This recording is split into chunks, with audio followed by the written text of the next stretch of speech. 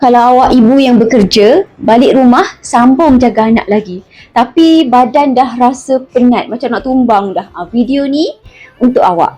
Okay, ramai ibu bukan penat sebab kerja je, tapi penat sebab badan kekurangan nutrition yang penting.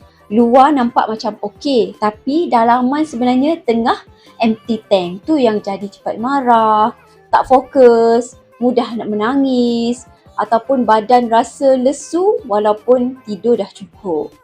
Ibu-ibu boleh ambil nutrition yang boleh bantu badan kita seperti B-complex. B-complex ni dia boleh bantu memberi tenaga dan juga mengurangkan stres. Ibu yang stres perlukan B-complex sebab hormon stres ni dia akan makan vitamin B lebih cepat. Bila cukup vitamin B, otak kita dia akan jadi lebih tenang, badan pun akan jadi lebih bertenaga.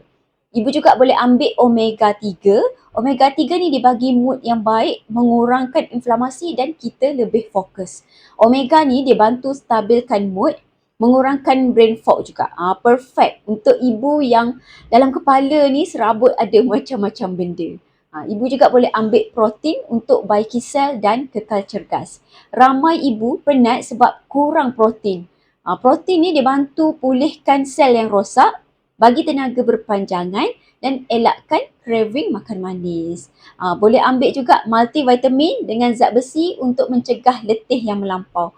Kalau ada ibu yang selalu pening, pucat, cepat mengah, mungkin kekurangan zat besi. Zat besi ni dia penting untuk pembentukan sel darah merah. Sel darah merah dia pula, dia bawa oksigen ke seluruh badan. Ibu juga boleh ambil vitamin C. Vitamin C ni boleh bantu menguatkan imun badan. Jadi mak-mak ni kan kalau boleh kita tak nak sakit kan sebab kita nak jaga orang lain.